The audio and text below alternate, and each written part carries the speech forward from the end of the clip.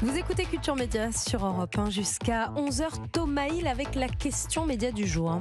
En 2022, après la dernière étude d'Unifrance sortie il y a quelques jours, il s'est vendu pour 215 millions d'euros de séries, documentaires, œuvres d'animation produits en France, ce qui est un record, et ce chiffre est tiré particulièrement par la fiction, parce que pour la première fois, la série devient le premier genre audiovisuel exporté. Alors, qu'est-ce qui explique un tel succès à l'étranger de nos séries françaises et quelles séries se vendent le mieux? On en parle ce matin avec Olivier Joyard. Bonjour. Bonjour Thomas. Journaliste aux Inrocks et réalisateur de documentaires. Et avec Stéphane Strano. Bonjour.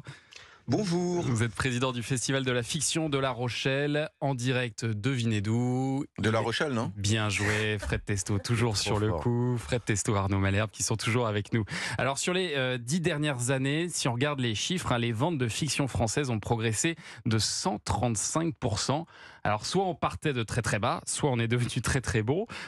Comment vous expliquez-vous ce chiffre, Olivier Joyard? La vérité est entre les deux, évidemment, parce qu'on n'est pas devenu géniaux en série tout à coup, ça se saurait. Sinon, la France, pour moi, n'est pas encore la grande place forte qu'elle pourrait être sur les séries, mais en tous les cas, il y a vraiment un mouvement. C'est plus qu'un frémissement. C'est-à-dire qu'il y a 10 ans, il y avait un frémissement.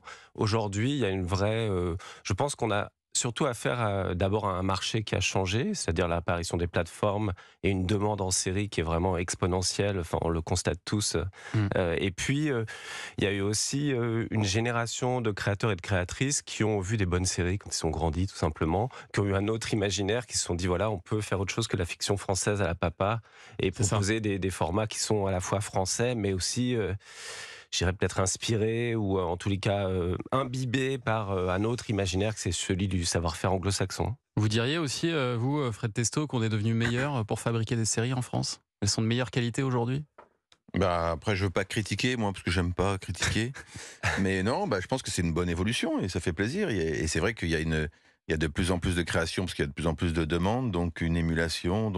Et plus de moyens aussi, peut-être, oui. aussi.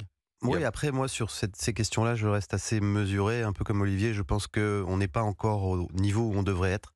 Et je pense que ce n'est pas une question uniquement de problématiques relatives aux créateurs, aux scénaristes, aux réalisateurs. C'est que je pense qu'il y a encore des espèces de blocages dans les sphères de décision, dans les chaînes, dans certaines chaînes, qui empêchent en fait de faire aussi massivement qu'on pourrait des choses originales et créatives. Voilà. Il y a de belles choses, mais je pense qu'il y a un rééquilibre qui pourrait être opéré. Et alors Stéphane Strano, vous êtes à La Rochelle en plein festival de la fiction, c'est un peu le Cannes de la fiction là-bas. Est-ce que vous sentez, vous, cette tendance forte à l'export? Est-ce que vous avez vu une vraie différence avec les années précédentes? Oui. Absolument, on peut dire même que la croissance est très très puissante, parce que vous parliez de l'évolution sur 10 ans, mais si on prend l'évolution 2021-2022, on a quand même plus 40% d'export de nos fictions françaises. Donc on est sur un chemin tout à fait enthousiasmant pour la fiction française, puisque elle s'exporte de manière majeure.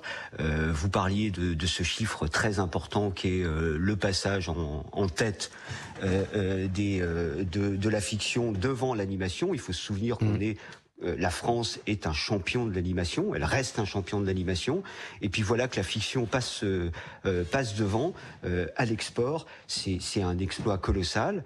Alors, est-ce que la fiction a atteint son âge d'or? Je ne crois pas encore. Mais ça n'est plus un frémissement, c'est un véritable mouvement. C'est une avancée forte de la fiction française à travers le monde. Et alors, qu'est-ce que les Français nous achètent? Qu'est-ce que les étrangers nous achètent plutôt? On vous dit ça dans un instant, on revient. Europe 1. Vous écoutez Culture Média sur Europe 1 avec la suite de la question média du jour. Pourquoi les séries françaises s'exportent si bien?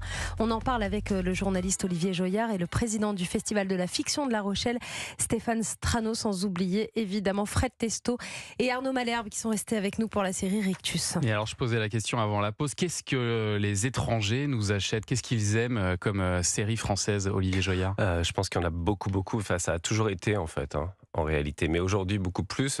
Évidemment, ça tient en 3 lettres, ce qui est le plus grand succès de la télé française actuellement, c'est-à-dire HPI. Ouais.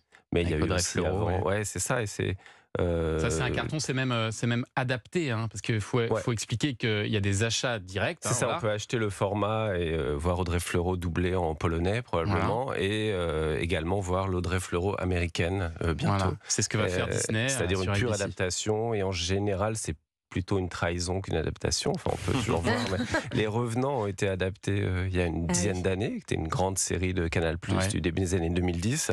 Ça a duré même pas la moitié d'une saison aux États-Unis, je crois. C'est ça. Bon, ça nous est arrivé, nous aussi, d'adapter des séries étrangères en France et de pas toujours très bien les réussir. Ça peut arriver. Je pense à The Office, par exemple. C'est vrai. Voilà. C'est vrai. Y a le Bureau des légendes aussi, c'est un autre succès, un carton international. Ça aussi, c'est une création française. Je pense que le Bureau des légendes, ça a changé l'image des séries françaises. Il y en a d'autres, mais celle-ci, quand même, a marqué les esprits parce que voilà, c'était un imaginaire international, c'est-à-dire les espions, et puis en même temps quelque chose d'extrêmement construit à la française. Enfin, c'était autour de la politique française, et donc moi ça m'a beaucoup impressionné ce que Éric Rochant a réussi à faire. Et puis on peut citer beaucoup d'autres séries aussi qui sont peut-être moins Télérama, mais qui fonctionnent très bien à l'étranger. Tandem, Alice Nevers, Tropique criminel, Astrid et Raphaël, tout ça, ça se vend très bien à l'étranger. Mais Hélène et les garçons étaient vendus à l'étranger en son temps aussi. Sous le soleil, gros succès de Sous le soleil pendant des années. Stéphane Strano, qu'est-ce qu'ils viennent selon vous chercher chez nous, les acheteurs étrangers? Est-ce que c'est un savoir-faire, des idées originales, une culture cinématographique forte aussi peut-être?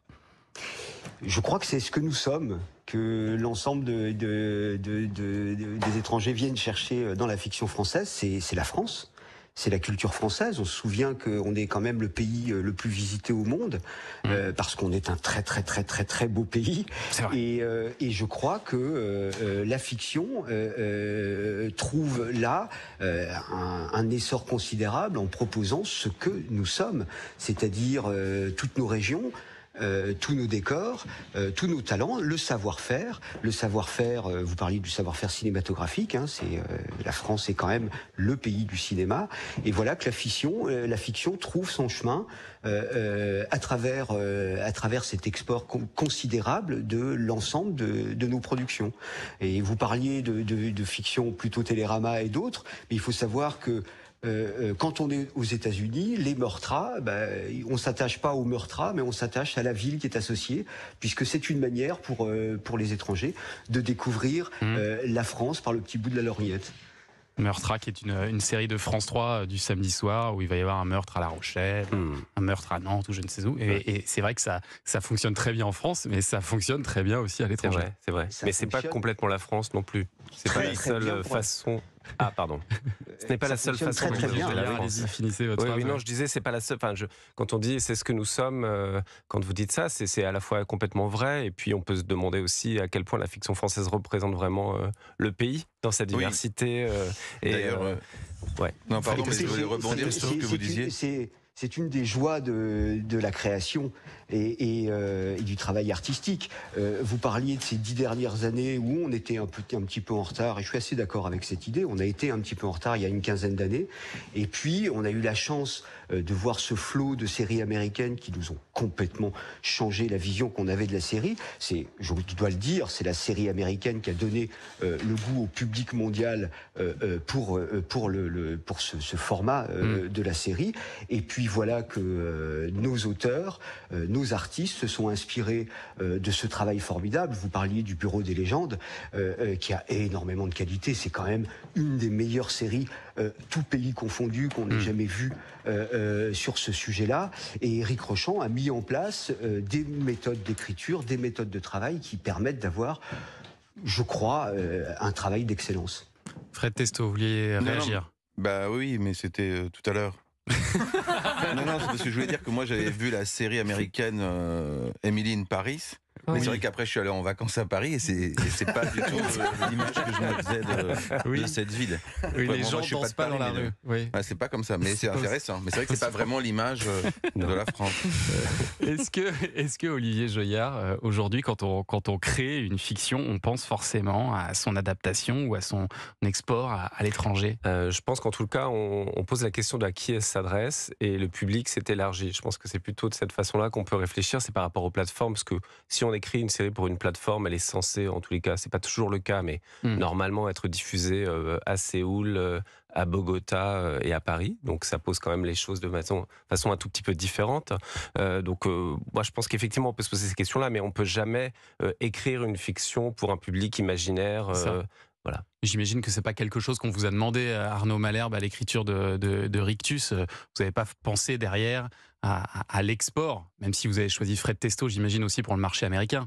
Mais Tout à fait, tout à fait. Moi, Marché je mondial. serais très bien doublé en polonais, ça me va très bien. Moi, je serais très fier. Non, Ou en espagnol. On a précisément pas du tout travaillé comme ça et on était aussi chez OCS pour bénéficier de cet espace de liberté et de créativité où on était vraiment à 1000% libre et on faisait absolument ce qu'on voulait sans se poser la question ni même d'obligation de casting, ni il faut dire ça et pas dire ça. Donc voilà, c'était pas du tout... j'ai fini ma phrase. Olivier Joyard.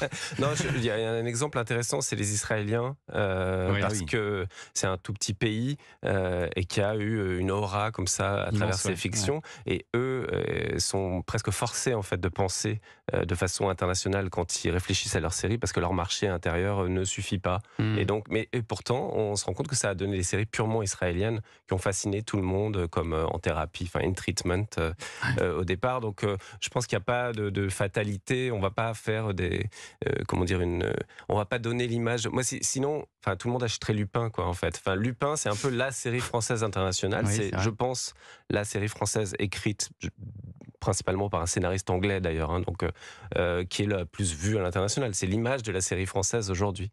Est-ce que ça représente toutes les séries françaises ? J'en suis pas certain. Un dernier petit mot, Stéphane Strano. Qui achète le plus nos séries dans le monde ? L'Europe et puis les États-Unis qui achètent en masse nos œuvres, les Anglais, puisqu'ils sont en dehors de l'Europe, on va les citer, qui proposent des French Season, puisque c'est devenu à la mode que de voir des fictions en langue française. Et moi, qui par ailleurs, avec le Festival défend la francophonie, je suis très heureux qu'on puisse entendre Je t'aime en langue française dans le monde entier. Ce sera le mot de la fin. Il est beau. Merci Stéphane Strano, président du Festival de la fiction de La Rochelle. On vous souhaite un très bon festival, puisque c'est jusqu'au 17 septembre. Merci Olivier Joyard aussi. Je rappelle que vous êtes journaliste aux Inrocks et réalisateur de documentaires. Et puis merci évidemment à Fred Testo et Arnaud Malherbe d'être venus nous voir. Merci à vous tous. Et on souhaite bonne chance à cette très belle série sur OCS Max qu'il faut voir. Ça s'appelle Rictus.